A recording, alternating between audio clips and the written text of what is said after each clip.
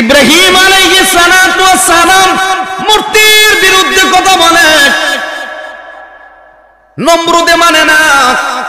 ইব্রাহিম কেন মূর্তির বিরুদ্ধে কথা বলবে? নমরুদে মানে না। পরামর্শ করে বৈঠক করে ইব্রাহিমকে আগুনের মধ্যে জ্বালায়া দিতে হবে। দেখছেন না কত কৌশল, যুগে যুগে বাতিলগুলি এসেছিল, সাথে সাথে হক ও আল্লাহ পাঠাইছেন। আর একটু জোরে কান। এই জন্য আমার ভাই নমরুদ যতই পরামর্শ করুক না কেন, সিদ্ধান্ত নিলে ইব্রাহিম পয়গম্বরকে আগুনের মধ্যে জ্বালায়া দিবে। তাফসীরের কিতাবে লেখা হয় 4 মাইল এরিয়া নিয়ে বিশাল বড় অগ্নিকুণ্ড তৈরি করছে, আগুন ধরাইলো। উদ্দেশ্য হইল ইব্রাহিম পয়গম্বরকে আগুনের মধ্যে জ্বালায়া দিবে। আল্লাহ রাব্বুল আলামিন বলে, আমার বন্ধু আমি আল্লাহর জন্য আগুনে জাপ দিতে রাজি। আল্লাহ পরীক্ষা করে ইব্রাহিম পয়গম্বরকে যখন আগুনের মধ্যে নিক্ষেপ করবে, ফেরেশতারা আসমানের মধ্যে চিৎকার শুরু করে দিল, আরশের মধ্যে কাঁপতে শুরু হয়ে গেল। আল্লাহ গো, তোমার বন্ধু তো আগুনের মধ্যে পড়ে যায়, আল্লাহ তোমার বন্ধুকে আগুনের মধ্যে ফেলে দিবে। আল্লাহ কয়, ও আমার ফেরেশতারা যাও দেখো আমার বন্ধু কারো সহযোগিতা নেয় কিনা। জিবরাইল কয়, ও ইব্রাহিম পয়গম্বর আপনি যদি কন আমি আপনাকে সহযোগিতা করব। ইব্রাহিম পয়গম্বর বলে, তুমি যে আমাকে সহযোগিতা করার জন্য এসেছো, আমার আল্লাহ কি দেখেন আমি যে বিপদে আছি? আর টুজরা কান। আমার ভাই ইব্রাহিম পয়গম্বরকে যখন আগুনের মধ্যে ফেলে দেবে, আমার আল্লাহ আগুনকে অর্ডার দিল, আরে আগুন আমার বন্ধু এই মুহূর্তে তোমার বুকের ভিতরে যাবে, সাবধান আমার বন্ধুর একটা পশম যেন না জ্বলে।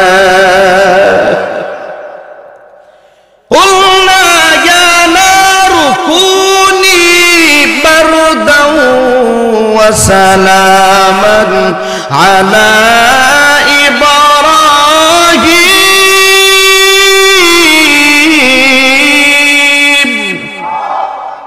আল্লাহ কয়, আগুন ইয়া নার, হে আগুন কুনি বারদাও ওয়া সালামান আলা ইব্রাহিম।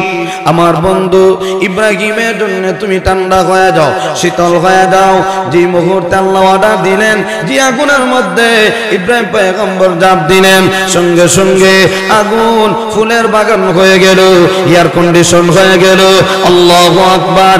ইব্রাহিম পয়গম্বর আগুনের মধ্যে জ্বলে নাই। যখন নমরুদ উকি দিয়া দেখে ইব্রাহিম পয়গম্বর আগুনে জ্বলে না, সুন্দর করে বাগানে বসে রইল, এমনিতে নমরুদ আগুনটা ডাক দেয়া, এ আগুন এত কষ্ট করে তোরে জ্বালাইলাম, ইব্রাহিমকে কেন তুমি জ্বালাও না? আমার আল্লাহ মুহূর্তের ভিতরে আগুনের জবান খুলে দিয়েছে। জোরে বলেন না একবার আল্লাহু আকবার। আগুনের জবান আল্লাহ খুলে দিয়েছে। আগুন ডাক দিয়ে কয়, হে নমরুদ আমি আগুনের পাওয়ার আছে কিনা একটা বার আমার বুকের ভিতরে আয়, দেখ আমি আগুনের পাওয়ার আছে নি না নাই। এমনিতে আগুনে যখন ডাকে নেতা বাগে, আগুনে ডাকে নেতা বাগে। যখন নমরুদে বাগতে শুরু করছে, এমনি রাস্তার মধ্যে ল্যাংড়া মশা বই রয়েছে, এমনিতে ল্যাংড়া মশা ডাক দেয়া কয়, আল্লাহ নেতা তো বাগে, অনুমতি যদি দাও নেতাকে একটু সাইজ করবো। আল্লাহ কয়, যা আমি তোরে অনুমতি দিলাম। এমনিতে মশা অনুমতি পাওয়ার পরে যে মশা ঠ্যাং ভাঙ্গা, এই ঠ্যাং ভাঙ্গা মশা ঝাঁপ দিয়া মুহূর্তের ভিতরে নমরুদের নাক দিয়া ঢুকে বরাবর সিংহাসন গজের মধ্যে গিয়া বইছে। ও পৃথিবীর বান্দা বান্দিরা, আমি আল্লাহকে ভয় করো, ভয় করার মতো ভয়। ওয়ালা তামুতুন্না ইল্লা ওয়া আনতুম মুসলিমুন। সাবধান, মুসলমান না হয়ে দুনিয়া থেকে বিদায় হয় না। তাহলে আল্লাহ প্রথম অংশে বলেন আমি আল্লাহকে ভয় করো, ভয় করার মতো। 2 নম্বর অংশে আল্লাহ বলেন সাবধান, মুসলমান না হয়ে মৃত্যুবরণ করিও না। আল্লাহ বলেন আমি আল্লাহকে ভয় করো। কোরআনের প্রায় জায়গাতে আল্লাহ বলছেন ভয় করো, ভয় করো। তো যারা আল্লাহকে ভয় করে কোরআনের ভাষায় তাদেরকে মুত্তাকি বলা হয়। একটু আওয়াজ করে বলেন, যারা আল্লাহকে ভয় করে কোরআনের ভাষায় তাদেরকে কি বলে? মুত্তাকি। আর মুত্তাকি যারা, আল্লাহ তাদের সম্মান দুনিয়াতেও দিবেন আখিরাতেও দিবেন। সুবহানাল্লাহ জোরে কান। হুদাল লিল মুত্তাকিন।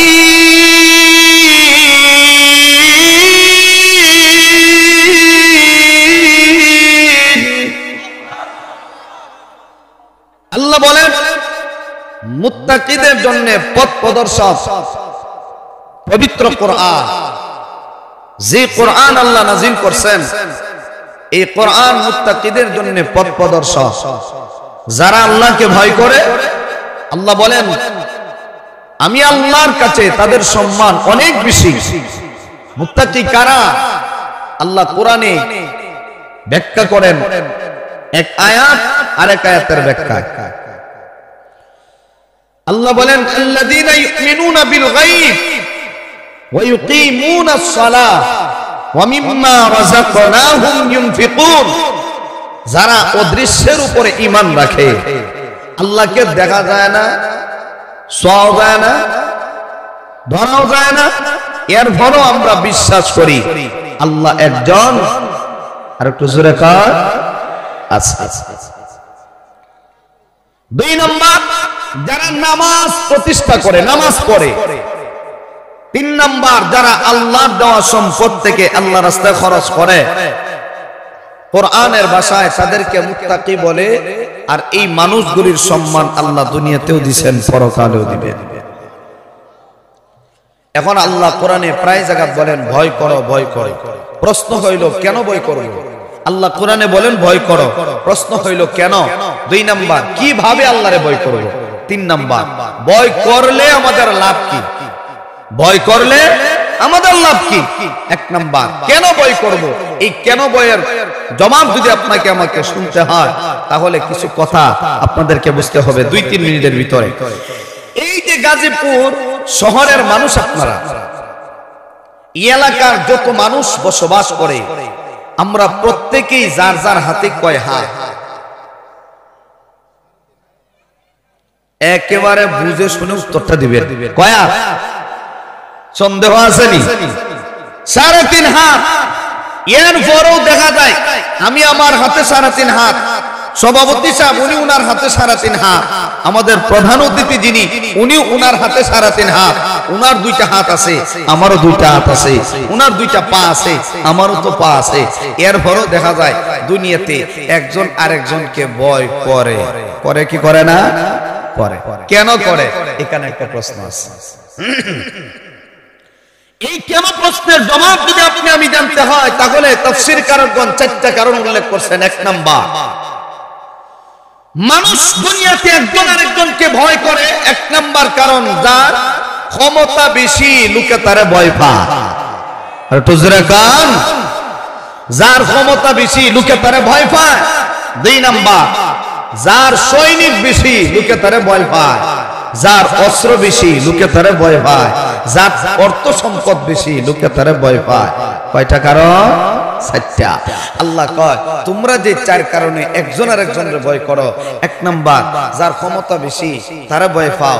দুই নাম্বার যার সৈনিক বেশি তারে ভয় পাও। তিন নাম্বার যার অস্ত্র বেশি তাকে ভয় পাও। যার অর্থ সম্পদ বেশি তাকে ভয় পাও। এ আমার বান্দারা শোনো, এই 4টা গুণ আমি আল্লাহর মধ্যেও বিদ্যমান আছে। আওয়াজ করে বলেন না সুবহানাল্লাহ। আল্লাহর কি ক্ষমতা নাই? সরকারের চাইতো ক্ষমতা কম, বর্তমানে যারা আছে এদের চাইতো কম, হাসিনার চাইতে। জোরে কন্যা দি পিছনের মনে বুঝেন আমার কথা, কম না বেশি? আল্লাহ কয় পৃথিবীর ফেরাউন এখন যারা ক্ষমতাশীল আছে এদের ক্ষমতা নাই। আর কিটা? ফেরাউনের চাইতে তো আর বড় ক্ষমতা না, নমরুদের চাইতে তো আর বড় না, কারণের চাইতে না, আবু জেহেল উতবা সাইবার চাইতে বড় নেতা না। আল্লাহ কয় এদের চাইতে আমি আল্লাহ বড়। সুবহানাল্লাহ জোরে কান। আল্লাহর দয়াটা যেমন কঠিন, আল্লাহর দয়া মায়াটাও অনেক বেশি। সুবহানাল্লাহ জোরে কান। ইন্না বাতশা রাব্বিকা লাশাদীদ।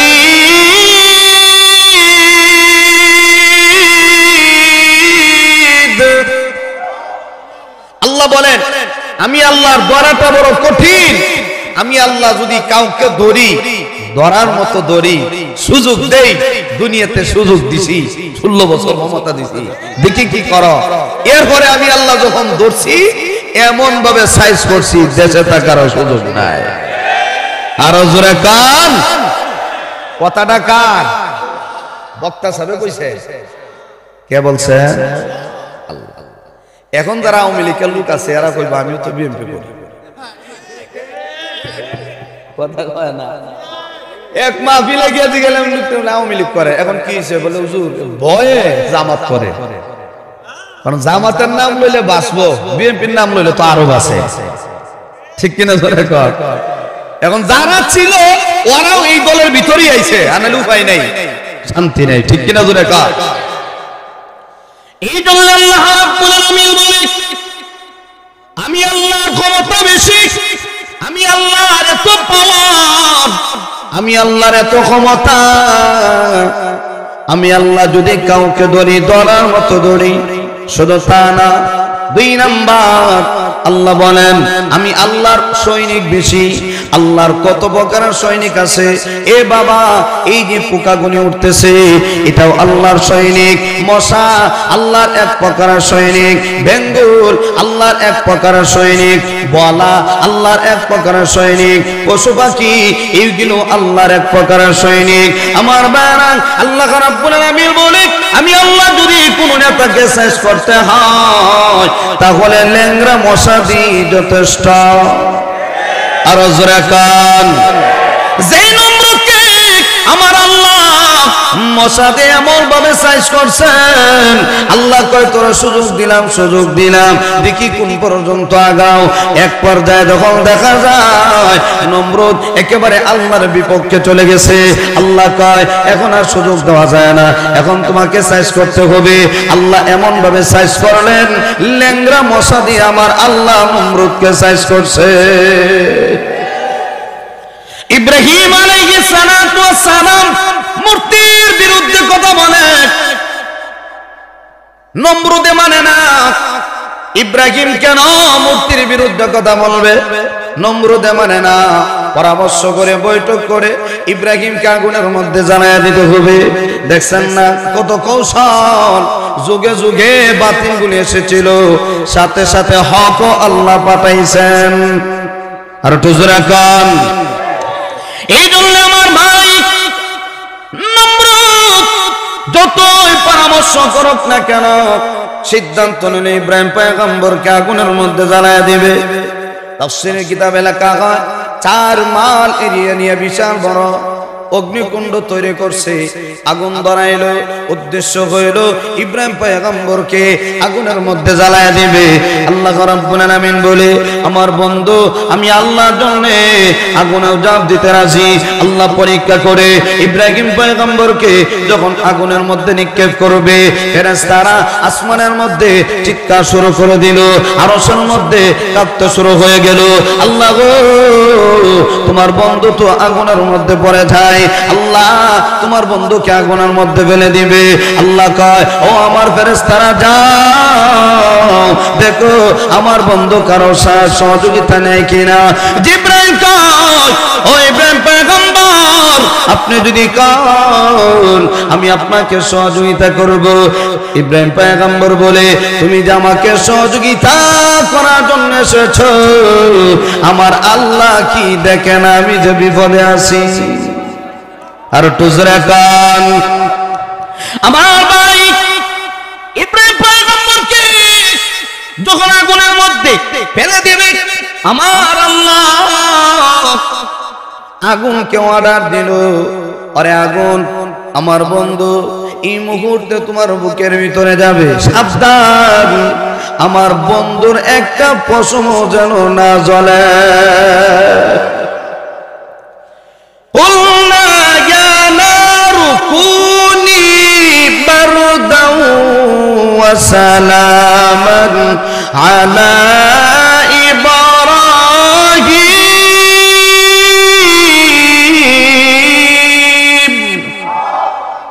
الله قال يا আগুন يا نار হে আগুন কুনি বারদাও ওয়া সালামান আলা ইব্রাহিম আমার বন্ধু ইব্রাহিমের জন্য তুমি ঠান্ডা হয়ে যাও, শীতল হয়ে যাও। যে মুহূর্তে আল্লাহ অর্ডার দিলেন, যে আগুনের মধ্যে ইব্রাহিম পয়গম্বর জাপ দিলেন, সঙ্গে সঙ্গে আগুন ফুলের বাগান হয়ে গেল, এয়ার কন্ডিশন হয়ে গেল। আল্লাহু আকবার। ইব্রাহিম পয়গম্বর আগুনের মধ্যে জ্বলে নাই। যখন নমরুদ উকি দিয়া দেখে ইব্রাহিম পয়গম্বর আগুনে জ্বলে না, সুন্দর করে বাগানে বসে রইল, এমনিতে নমরুদ আগুনটা ডাক দেয়া কয়, এ আগুন, এত কষ্ট করে তোরে জ্বালাইলাম, ইব্রাহিমকে কেন তুমি জ্বালাও না? আমার আল্লাহ মুহূর্তের ভিতরে আগুনের জবান খুলে দিয়েছে। জোরে বলেন না একবার আল্লাহু আকবার। আগুনের জবান আল্লাহ খুলে দিয়েছে। আগুন ডাক দেয়া কয়, এ নমরুদ, আমি আগুনের পাওয়ার আছে কিনা একটা বার আমার বুকের ভিতরে আয়, দেখ আমি আগুনের পাওয়ার আছে নি না নাই। এমনিতে আগুনে যখন ডাকে নেতা বাগে, আগুনে ডাকে নেতা বাগে। যখন নমরুদে বাগতে শুরু করছে, এমনি রাস্তার মধ্যে ল্যাংড়া মশা বই রয়েছে, এমনিতে ল্যাংড়া মশা ডাক দেয়া কয়, আল্লাহ নেতা তো বাগে, অনুমতি যদি দাও নেতাকে একটু সাইজ করবো। আল্লাহ কয়, যা, আমি তোরে অনুমতি দিলাম। এমনিতে মশা অনুমতি পাওয়ার পরে যে মশা ঠ্যাং ভাঙ্গা, এই ঠ্যাং ভাঙ্গা মশা ঝাঁপ দিয়া মুহূর্তের ভিতরে নমরুদের নাক দিয়া ঢুকে বরাবর সিংহাসন গজের মধ্যে গিয়া বইছে। বইও কিছু সময় পরে পরে 500 বার একটা ইঞ্জেকশন মারে। মশার কামড়, যারা মশারি টানায় ঘুমায় না, এরা বুঝে মশার কামড় কারে করে। যে বেটারা পানি দিল ঘুম থেকে উঠানো যায় না, এবারে মশার ডাক করলে ঘুম ভেঙে যায়। ঠিক কিনা জোরে কার? মশা যখন কত সময় পরে পরে 500 পাওয়ারে ইঞ্জেকশন দেয়, আর মশার পাওয়ার আর আল্লাহ দিছে অনুমতি, পাওয়ারটা কম না বেশি হয়েছে? নেতার লগে থাকলে নেতার দাম আরো বাড়ে, যে থাকে হের দাম আরো বেশি বাড়ে। ঠিক কিনা জোরে কয়? আল্লাহ তো অর্ডার দিছে, আল্লাহর অর্ডার। মশা সুযোগ পাইয়া কত সময় পরে ভয় মারে। এখন নমরুদ আমার দল বল কই, জুতা লো, জুতা, জুতা ছাড়া উপায় নাই। এখন একটা জুতা দিছে দায়িত্ব, তোর জুতা দে, তুই আমার বাড়িবি, যেই দিকে কামড় দিব ওই দিকে জুতাটা বাড়ি দিবি।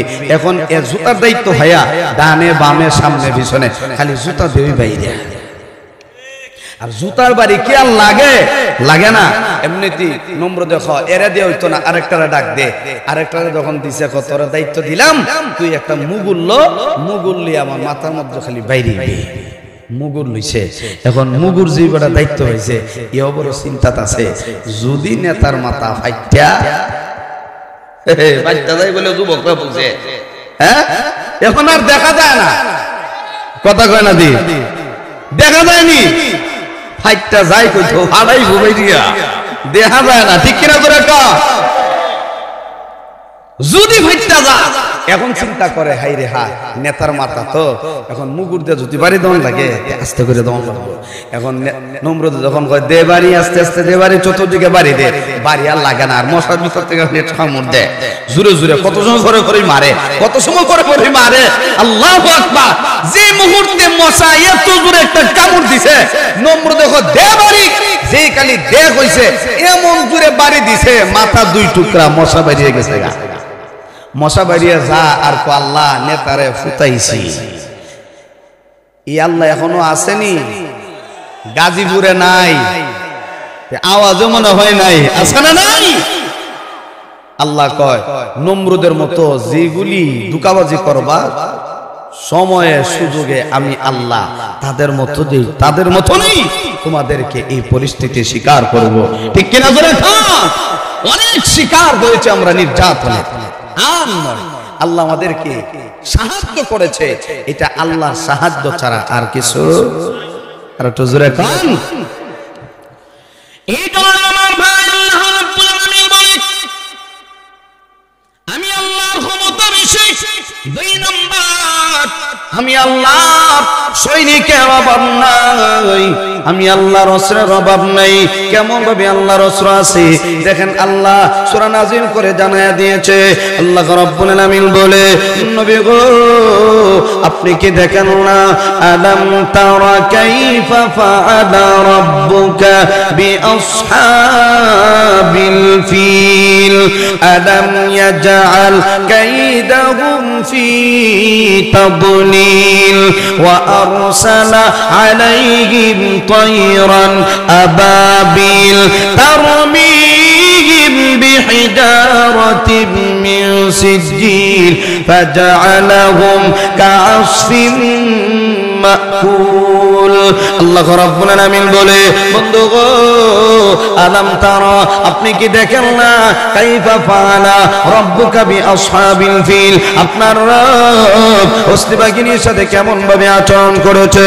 আলাম ইয়াজআল কাইদাহুম ফি তাদলিল, ও বন্ধু আমার তারা যখন আমি আল্লাহর ঘর ভাঙার জন্য এসেছিল, আমি আল্লাহর তাদের কৌশল ব্যর্থ করে দিলাম। শুধু তা না, ওয়া আরসালা আলাইহিম তায়রান আবাবিল, আমি আল্লাহ আমার এক প্রকারের সৈনিক পাঠায় দিলাম। সৈনিক কি প্রকারের সৈনিক, কি ধরনের সৈনিক দেখেন, আল্লাহ সৈনিক পাঠায় দেয়। আল্লাহ ডাক দেয়া কয়, হাবিব আমার আমি আল্লাহ সৈনিক পাঠায় দিলাম। শুধু তা না, এই সৈনিকগুলিকে খালিয়াতে পাঠায় দেই নাই, আমি আল্লাহ অস্ত্র দিয়ে পাঠাইছি। ওয়া আরসালা আলাইহিম طيرا أبابيل ترميهم بحجارة من سجيل আল্লাহ কয় আমি আল্লাহ অস্ত্র দিয়ে পাঠাইলাম। তাফসীরের কিতাবের ভিতরে লেখা হয় আবাবিল এক প্রকারের পাখি। ওই পাখিগুলি যখন যাকে যাকে আসতে শুরু করলো, ওই পাখির ঠোঁটের মধ্যে একটা অস্ত্র, পায়ের মধ্যে একটা অস্ত্র। তাফসীরের কিতাবে লেখা হয় এই অস্ত্রগুলির এত পাওয়ার, এই পাথরগুলির ভিতরে প্রত্যেকটা বেঈমান কাফেরের নাম লেখা ছিল। যে পাথরটা যে কাফেরের নাম লেখা ছিল, ওই পাথরটা ওই বেঈমানের শরীরের উপরে গিয়ে পড়ছে। মুহূর্তের ভিতরে বেঈমান দুনিয়ার জমিন থেকে বিদায়। আল্লাহ রাব্বুল আলামিন বলে, বন্ধু আমার আমি আল্লাহর সৈনিকের অভাব নাই, আমি আল্লাহর অস্ত্রের অভাব নাই। 4th নাম্বার, আল্লাহ কয় বন্ধু গো আমি আল্লাহর অর্থ সম্পদের অভাব নাই। এই যে গাজীপুর শহরে সিটির ভিতরে এত দামি দামি সম্পদ, যে জমিনের মধ্যে আমরা বসা আছি, এই জমিনের মালিক কেডা? আর একটু জোরে কম। এখন যদি কেউ কয় না এটা আমার বাপ দাদার সম্পদ, কয় না, যদি জিজ্ঞাসা করেন এটা কার, কয় আমার বাপ দাদার সম্পদ, মূলত মূল মালিককে। আর জোরে কম। যদি মানুষ এইটা বুঝতো যে এটার মূল মালিক আল্লাহ, তাহলে সম্পদের জব করতো না, আর বাবা ছেলেও বাবারে খুন করতো না। ভাই বাইরে সবাই করে সামান্য এক হাত সম্পদের জন্য। সিটির ভিতরে আপনাদের শহরের ভিতরে যদি এমন না হয়, গাঁও গ্রামে খবর নিয়ে দেখেন কি অবস্থা হয়। এক হাত সম্পদের জন্য মুহূর্তের ভিতরে জায়গাতেই মেরে ফেলে। ভাই এই সম্পদের মালিক কে? আর জোরে কান। আল্লাহ কোরআনে বলছেন, ওয়া মিম্মা রাযাকনাহুম ইউনফিকুন,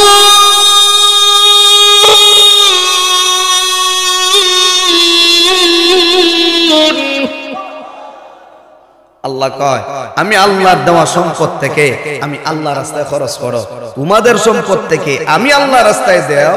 এই কথা আল্লাহ কোরআনে বলছেন না, আল্লাহ বলছেন আমি আল্লাহ যে সম্পদ দিছি আমি আল্লাহর দেওয়া সম্পদ থেকে খরচ করো। তাহলে জমিনের মালিক কে? আর জোরে কম আল্লাহ। অতএব এই সিটির ভিতরে, গাজীপুর সিটির ভিতরে আপনাদের এখানে কেয়ার বলে না বিঘা বলে? বিঘা। 1 বিঘা জমিনের দাম এই শহরের ভিতরে ধরেন না কোটি টাকার উপরে হবে নাকি বলেন? এই যে আপনি কোটি টাকা পাইলেন জমিনের মাধ্যমে, এই জমিনটা যদি মালিক কে হয়, আল্লাহ যদি হয়, তাহলে টাকার মালিক কে? আপনি কোন মালিক হইলে না। হ্যাঁ, দুনিয়া সাময়িকভাবে সাময়িক আল্লাহ আপনাকে মালিক বানাইছে। কেমন মালিক? তাফসীরের কিতাবে লেখছে। ও জগতের মানুষ, এই জমিনের মালিক তুমি ততদিনই যতদিন তোমার হায়াত থাকবে। তোমার হায়াত যদি 90 বছর হয়, এই জমিনের মালিক তুমি 90 বছর। তোমার হায়াত যদি 80 বছর হয়, এই জমিনের মালিক তুমি 80 বছর। তোমার হায়াত যদি 70 হয়, তাহলে এই জমিনের মালিক 70 বছর। 60 বছর যদি তোমার হায়াত হয়, এই জমিনের মালিক তুমি 60 বছর। কিন্তু ভাইরা আমার, দেখেন আদম আলাইহিস সালাতু ওয়াস সালাম থেকে নিয়ে আজ পর্যন্ত কত মালিকের পরিবর্তন হয়ে গেল। একটা মালিকও তো দুনিয়াতে নাই, সবাই চলে গেল। জমিনের জায়গাতেই আছে। আমার দাদা এই সম্পদের মালিক ছিল, আজকে দাদা নাই। আমার বাবা এই জমিনের মালিক ছিল, আমার বাবাও দেয়া যায় আর দুনিয়াতে নাই। আজকে আমি জমিনের মালিক, আমিও থাকবো না। আমি চলে যাওয়ার পরে এই সম্পদের মালিক আমার ছেলে হবে, আমার ছেলেও দুনিয়াতে থাকবে না। আমার নাতি এই জমিনের মালিক হবে, আমার নাতিও এই জমিনের মালিক চিরকাল থাকবে না। এইভাবে করে মালিক কিয়ামত পর্যন্ত আসতেই থাকবে। এই জন্য কিতাবের ভিতরে লেখা হয়, আল্লাহ রাব্বুল আলামিন বলে, বন্ধু আমার, আমি আল্লাহ যে সম্পদ দিলাম, এই সম্পদের মালিক আমি আল্লাহ।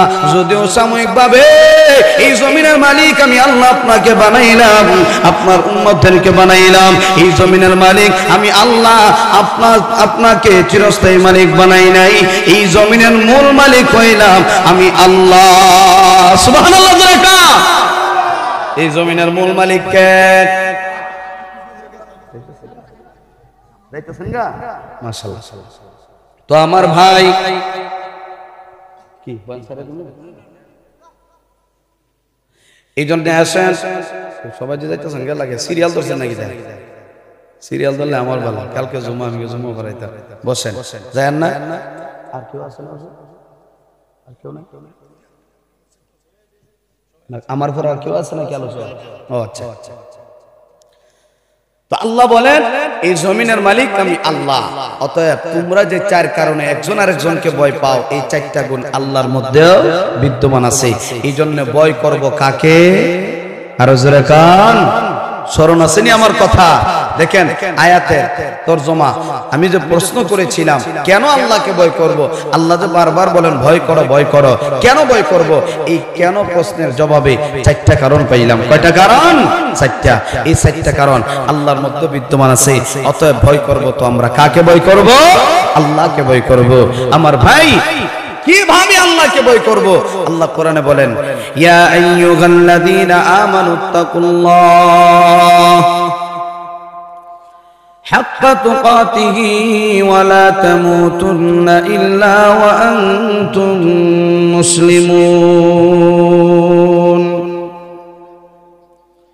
আল্লাহ বলে, বান্দারে আমি আল্লাহকে ভয় করো, ভয় করার মতো ভয়। সাবধান, মুসলমান না হয়ে দুনিয়া থেকে বিদায় হয় না।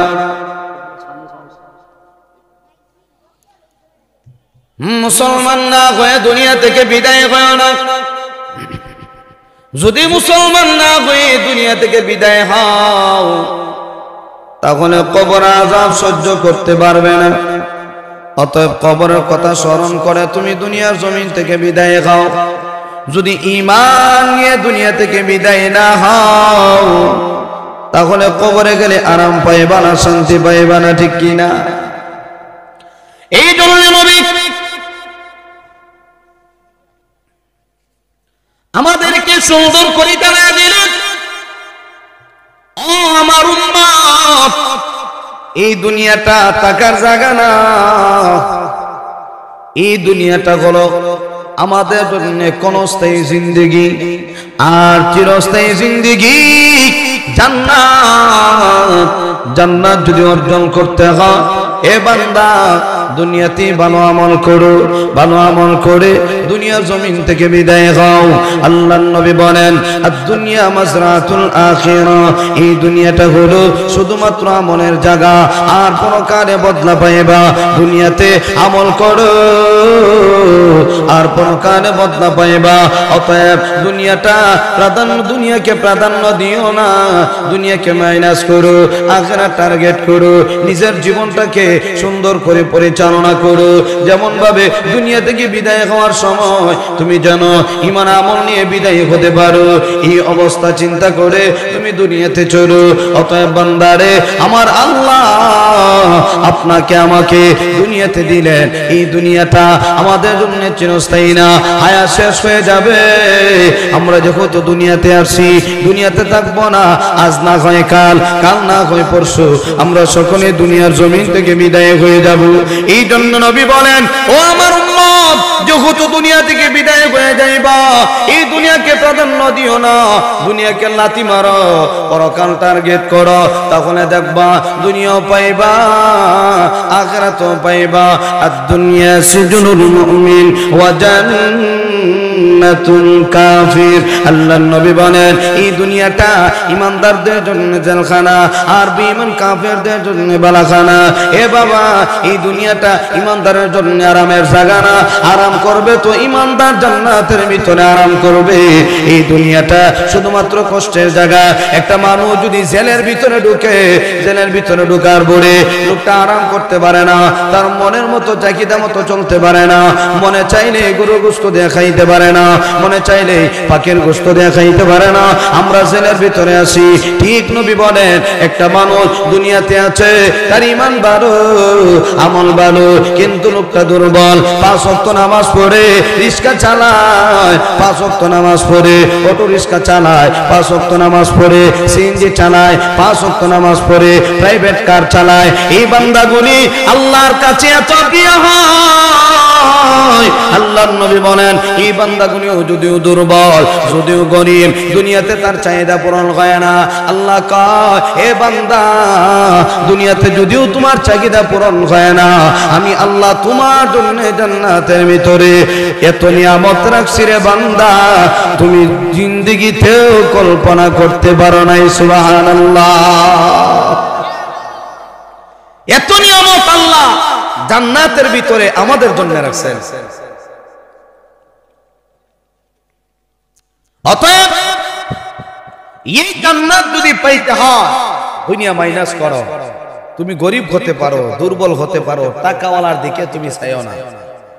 কারণ বর্তমানে যারা টাকাওয়ালা হয়, অধিকাংশ টাকাওয়ালা সুদখোর হয়। যদিও বক্তাকে খারাপ লাগবে, দাওয়াত দেন আর না দেন, এটাই কিন্তু বাস্তব কথা। আজকে দেখা যায় 20 লক্ষ টাকার মালিক যদি কোন রকম হয়, দেখবেন এই লোকটাই ব্যাংক থেকে কোটি টাকা ঋণ নিয়ে আসে, তাও সুদের উপরে টাকা তোলে। অতএব তুমি যে এই সুদের টাকা দিয়া তোমার ঘর বানাইলা, তুমি নিজে খাও, সন্তানগুলিকে হারাম খাওয়াইতেছো, মনে করবা তোমার কপালে শান্তি। সাবধান, এগুলি থেকে বিরত থাকার চেষ্টা করো। যদি তুমি দুর্বল, টাকাওয়ালার দিকে চাইও না। তুমি তোমার নীতিমতো নামাজ রোজা ঠিক রেখে চলো। যদি তুমি দুনিয়াতে চাহিদা আসেন ফাঁকি খাওয়া, দুনিয়াতে নাই, চাহিদা পূরণ হয় না, তুমি ডাক দিলেও ফাঁকি আইতো না। আপনাদের এই গাজীপুরের এমন কোনো বিশ্বাস আসেনি যে একটা পাখি গাছের মধ্যে বই দিছে, ডাক দিছে, এ পাখি আয়, তোর জব কইরা বুনা করে খাইতাম, আইবনি? আর জোরে কান, যদি কোনো ফিসাবে ডাক মারে, ফিসাবে ডাক দিলেও আইবনি? আইতো না। আল্লাহ যদিও ডাক দেয়, এরপরও সম্ভব না। এটা দুনিয়ার সিস্টেম, আসবে না। একটা পাখি শিকার করতে গেলে দেখা যায় 1 দিন 2 দিন 3 দিন চলে যায়, পাখি শিকার করতে পারে না। আল্লাহ কয়, এই দুনিয়াতে তুমি পাখিরে ডাইকা এনাও খাইতে পারো না, আমি আল্লাহ জান্নাতের ভিতরে এমন পাখি রাখছি, রিমোটের সিস্টেম তোমার দিলের ভিতরে, দিলের সাথে একটা সম্পর্ক থাকবে, তুমি শুধু কল্পনা করবা, সাথে সাথে বুনা হয়ে তোমার মুখের কাছে চলে আসবে। দুনিয়ার ফাঁকি জান্নাতের ফাঁকি, সাত কি সমান সমান? আর জোরে কান। দুনিয়ার আপেল আর জান্নাতের আপেলের মধ্যে বেশ কম আছে না নাই? দুনিয়ার আঙ্গুর আর জান্নাতের আঙ্গুরের মধ্যে বেশ কম আসেনি? দুনিয়ার আপেলের মধ্যে ভেজালটা কেমন? আপনি গাজীপুর শহর থেকে আপেল নিলেন, আপেল ব্যবসায়ীরা কয় হুজুর 1 নাম্বার আপেল নিয়ে যান, বাড়িতে গিয়ে দেখা যায় আধা কেজি পচা। হ্যাঁ, ভেজাল, পচা, ভালো না। এই যে দুনিয়ার আপেল, এটার মধ্যে ফরমালিন দেওয়া আছে। কি দেওয়া আছে? ফরমালিন দেওয়া আছে। কিন্তু জান্নাতের ফলের মধ্যে কোন ফরমালিন? আর জোরে কান। ওয়ালাহমি তায়রিন মিম্মা ইয়াশতাহুন।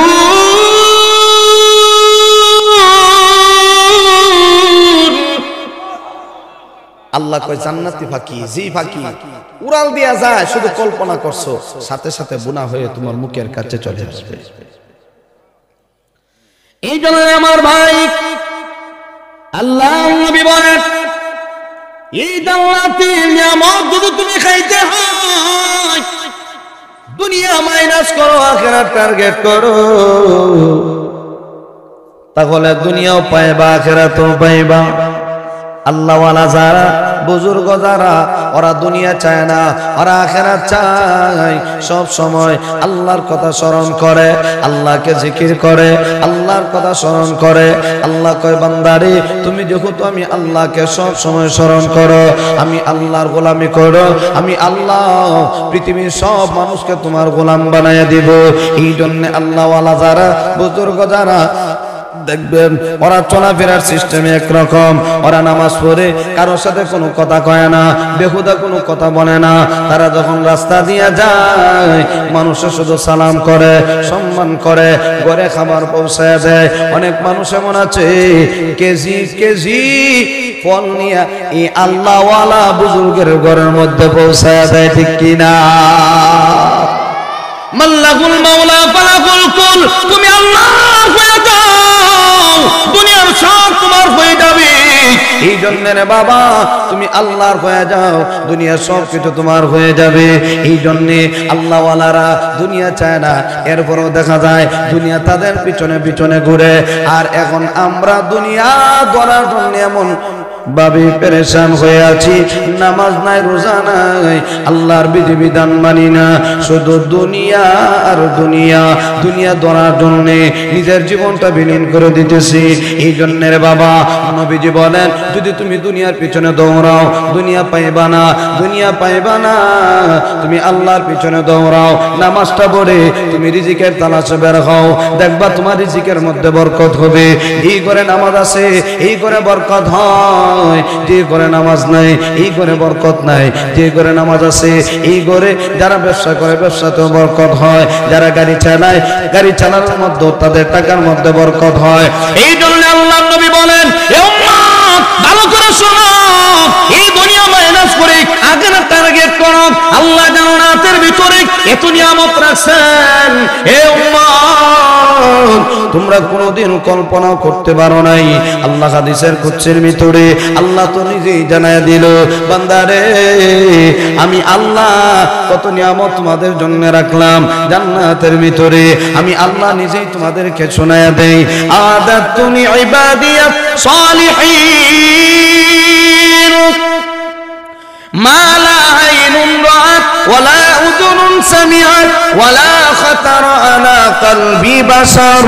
আল্লাহ বলে এ বান্দা জান্নাতীদের জন্য আমি আল্লাহ এত নিয়ামত জান্নাতের ভিতরে রাখলাম, মা লা আইনুন রাআত তোমরা কোনোদিন চোখ দিয়ে দেখো নাই, ওয়ালা উযুনুন সামিআত কোনোদিন কান দিয়ে শোনো নাই, ওয়ালা খাতারা আলা কলবি বাশার এ বান্দা কোনোদিন তোমরা অন্তর দ্বারাও কল্পনা করতে পারো নাই আমি আল্লাহ জান্নাতের ভিতরে এত নিয়ামত রাখলাম। অতএব নিয়ামত যদি খাইতে হয় তাহলে দুনিয়াতে ঈমান আমল নিয়ে কবরের দিকে রওনা হও। এই জন্য আল্লাহ বলেন ওয়ালা তামুতুন্না ইল্লা ওয়া আনতুম মুসলিমুন। বান্দারে মুসলমান না হয়ে কবরে আসবা না, মুসলমান হয়ে কবরে আসো, ঈমান আমল নিয়ে কবরে আসো, তাহলে শান্তি পাইবা, মর্যাদা পাইবা। দুনিয়া থেকে যখন আল্লাহ উঠায় নিয়ে আসবেন, ওই বান্দাগুনিকে জান্নাতের সুসংবাদ দিয়া বান্দাগুনিকে দুনিয়া থেকে উঠায় নিয়ে আসবেন। কবরও শান্তি, আসরও শান্তি, মিজানেও শান্তি, আসর ময়দানেও শান্তি, অনন্তকালের জন্য আল্লাহ রাব্বুল আলামিন ওই বান্দাগুলিকে জান্নাত দান করবে। এই জন্য আমার ভাই, দুনিয়াতে আসি কয়দিন বাঁচবো কেউ তো জানি না, কোনো গ্যারান্টি নেই, মরণের 1 সেকেন্ডের কোনো গ্যারান্টি নেই। অতএব মরবো, মরার আগে মরণের প্রস্তুতি গ্রহণ করো। আকসিরু যিকরা হাদিমিল লাযাতিল মাউত, বেশি বেশি করে মরণের কথা চিন্তা করো। কোন দিন মরণ হবে কেউ জানে না। আল্লাহর নবী বলেন, বেশি বেশি কবরের কথা স্মরণ করো, মওতের কথা স্মরণ করো, তাহলে তোমার দিলটা নরম হবে। দিলটা যখন নরম হবে, ইবাদতটাও সুন্দর হবে। নামাজে যখন দাঁড়াইবা, এই নামাজটাও খুশুখুজুর সাথে আদায় হবে। আর খুশুখুজুর সাথে যদি বান্দা নামাজ পড়তে পারো, আল্লাহ রাব্বুল আলামিন বলেন, আমার ওই বান্দার নামাজ ডাইরেক্ট আমি আল্লাহর কাছে কবুল হয়ে যায়। এই জন্য আমার ভাই, খুশুখুজু ছাড়া, বিনয়ী ছাড়া নামাজ ইবাদত কবুল হয় না। যতই আপনি নামাজ পড়েন, অনেক বান্দা দাম্ভিকতার সাথে, অহংকারের সাথে নামাজ পড়ে, লোক দেখানোর জন্য নামাজ পড়ে। এই বান্দাগুলির নামাজ কিয়ামত পর্যন্ত যদিও নামাজ পড়ে, তার সিজদা কবুল হবে না, নামাজ কবুল হবে না। এটা তো আমার কথা না, আল্লাহ কোরআনেও জানায়া দিয়েছে, ফাওয়াইলুল লিল মুসাল্লিন আল্লাযীনা হুম আন সালাতিহিম সাহুন আল্লাযীনা হুম ইউরাউনা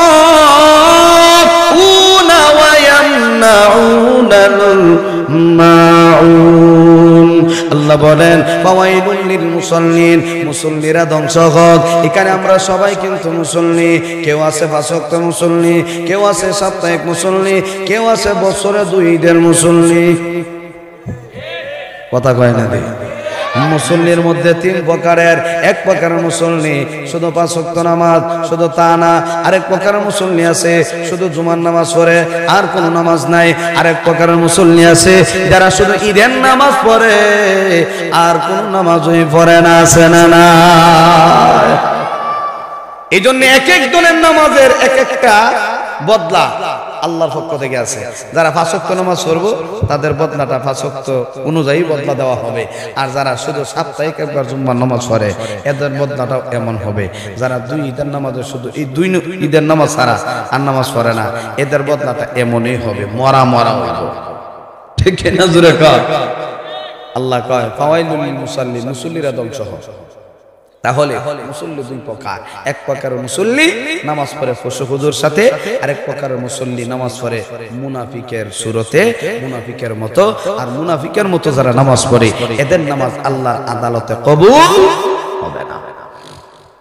এই জন্য আল্লাহ কোরআনে বারবার আমাদেরকে সতর্ক করতেছে, এ বান্দা, মুসলমান না হয়ে কবরে আসবা না। মুসলমান না হয়ে যদি কবরে আসো, জানো অবস্থা তোমার কি হবে। আল্লাহর নবী বুখারীর riwayate আছে, একটা গুনাহগার বান্দা যখন দুনিয়ার জমিন থেকে বিদায় হবে, তাকে কি অবস্থায় তার জানটা বের করা হবে। শুধু তা না, কবরে কিভাবে নেওয়া হবে, কিভাবে কবরে থাকবে, আসর ময়দানে কিভাবে তাকে উঠানো হবে। দেখেন, নবীর বর্ণনায় বুখারীর riwayate আছে, একজন গুনাহগার যখন তার জানটা কবজ করা হবে, নবীজি বলেন, একটা জীবিত ছাগলের শরীর থেকে যদি চামড়া উঠানো হয়, যে পরিমাণ কষ্ট হবে, একটা গুনাহগারের জানটা যখন বের করা হবে এর চাইতে আরো বেশি কষ্ট হবে। তাহলে মরণটা শান্তির হবে না কষ্টের হবে? কষ্টের। যদি মরণের কথা চিন্তা করেন, তাহলে দিলটা নরম করে দেখেন নবী হাদিসে কি বলেন। আল্লাহর নবী বলেন, একজন গুনাহগার যখন দুনিয়ার জমিন থেকে বিদায় হবে, আজরাইল 500 গজবের ফেরেশতা নিয়ে হাজির হয়। প্রত্যেকটা ফেরেশতার হাতের মধ্যে লাঠি থাকে, ডান্ডা থাকে আঘাত করার জন্য। এই গুনাহগারটা যখন এইভাবে শুয়ে থাকে, আজরাইল যখন তার চোখের সামনে হাজির হয়ে যায়, বান্দার চোখ উল্টে যায়। যখন বান্দার চোখ উল্টে যায়, হাত পা নাড়ানো শুরু করে। এইভাবে হাত করে তাকায় তাকে, চোখের পাতেও মারে না। অনেক সময় সন্তান পাশে বসা থাকে, পাশে বসে বাবা হয় অথবা মা হয়, ডাক দেয়া কয়, বাবা গো এইভাবে কেন তাকায় আছো, কোনো কিছু খাইবানি?